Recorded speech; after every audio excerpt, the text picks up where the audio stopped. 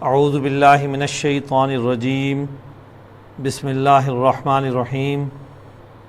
سورۃ الانعام کی آیت نمبر 50 کا مطالعہ کریں گے۔ ارشاد باری تعالیٰ ہے،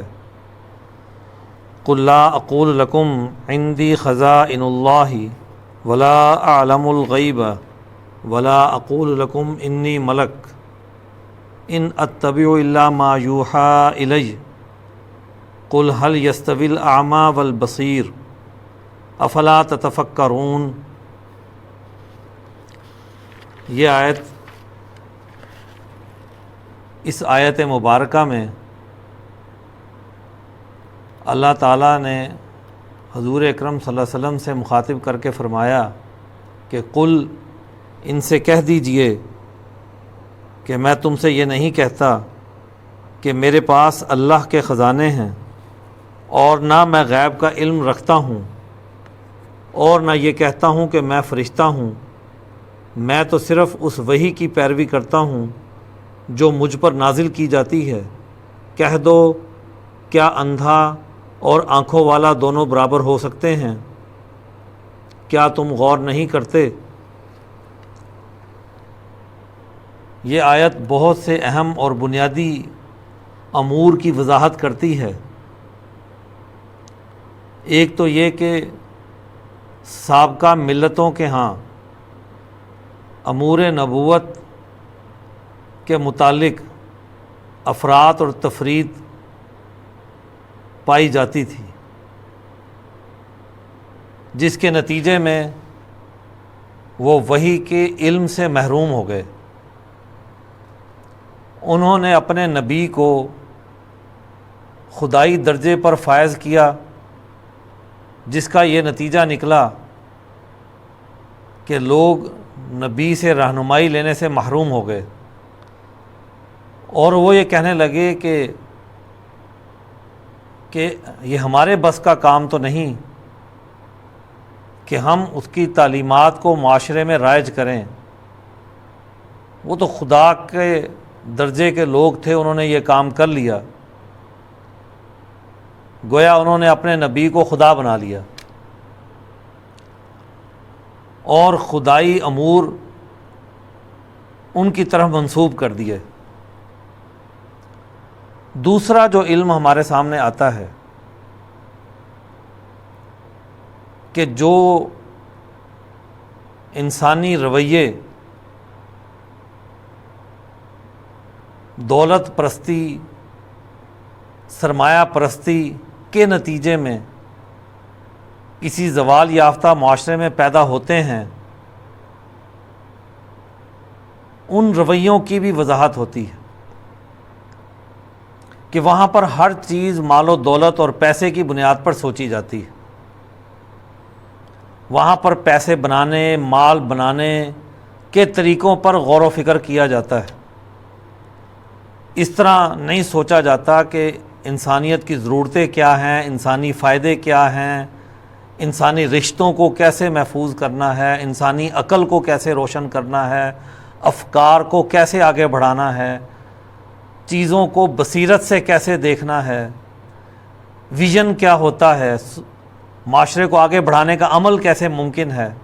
اس طرح غور نہیں کیا جاتا۔ اور جب ایک طبقہ مال بنانے میں لگ جاتا ہے تو وہ کسی بھی بڑی ہستی سے یہی توقع رکھتا ہے کہ وہ ان کو مال خزانے کے بارے میں ان کو بتائے، اور ایک بڑا طبقہ جو عوام میں سے ہوتا ہے وہ اس دولت کی غلط تقسیم کی وجہ سے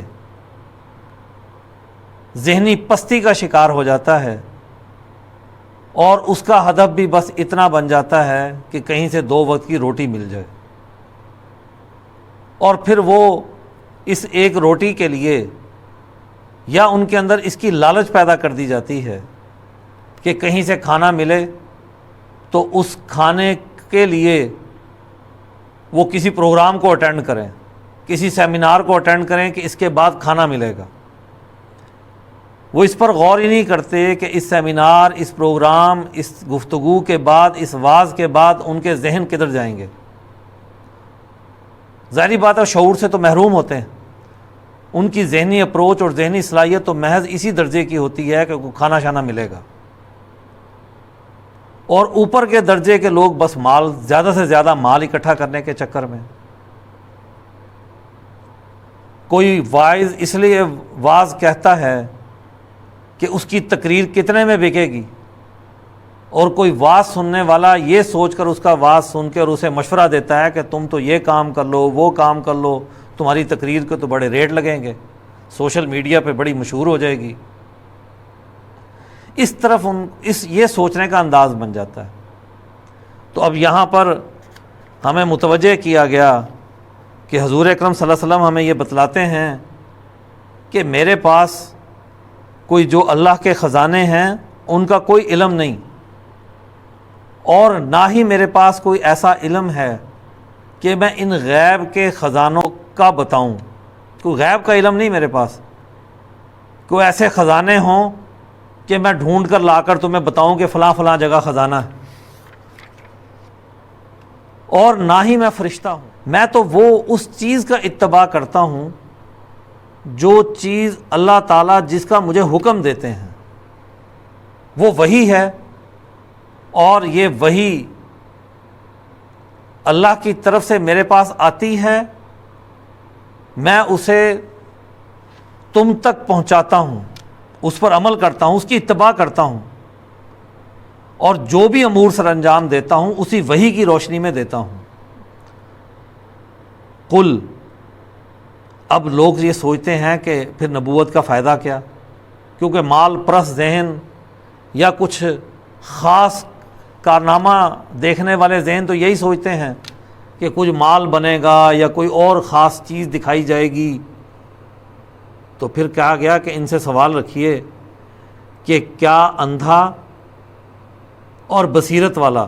یہ دونوں برابر ہو سکتے ہیں؟ یعنی ایک دیکھنے والا ہو لیکن اندھا، اس کے پاس بصیرت نہ ہو، اور ایک بصیرت والا ہو یعنی محض ظاہری آنکھ سے نہ دیکھتا ہو بلکہ گہرائی سے دیکھتا ہو، علوم وحی کی روشنی میں دیکھتا ہو، تو کیا یہ دونوں برابر ہو سکتے ہیں؟ کسی صورت نہیں۔ وحی کی روشنی میں تو علم بڑھتا ہے، عقل کارآمد بنتی ہے، بڑے بڑے فیصلے کرتی ہے، انسان کے پاس شعور آتا ہے، اور وہ ہر چیز کو اس شعور سے پرکھتا ہے۔ اور پھر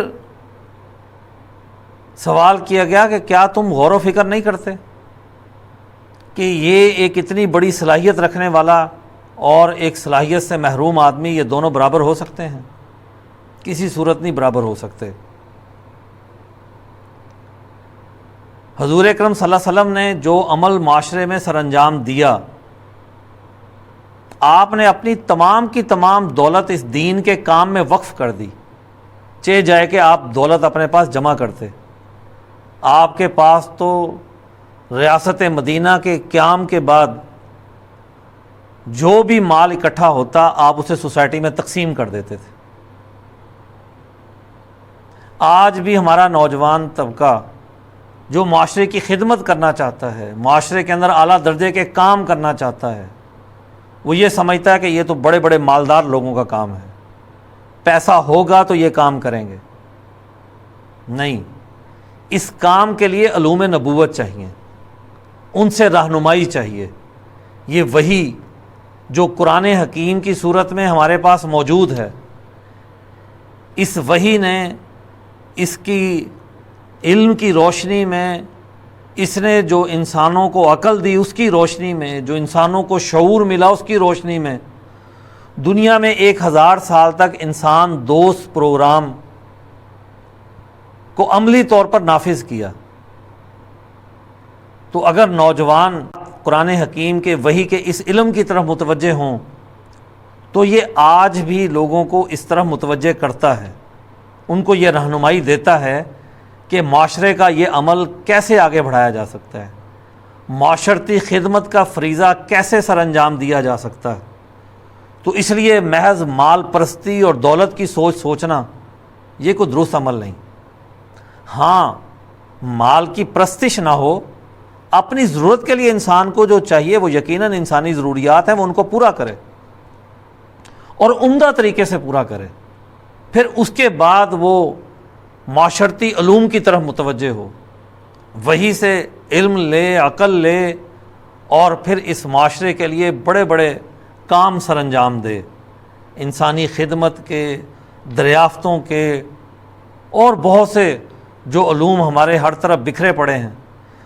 بس اس کے اندر انسانیت دوستی کا جذبہ وہ بھرپور طریقے سے ہو۔ اور یہی اللہ سے تعلق کا نتیجہ بھی ہے کہ جو اللہ سے، اس کی وحی سے، اس کے نبی سے جو تعلق قائم کرتا ہے،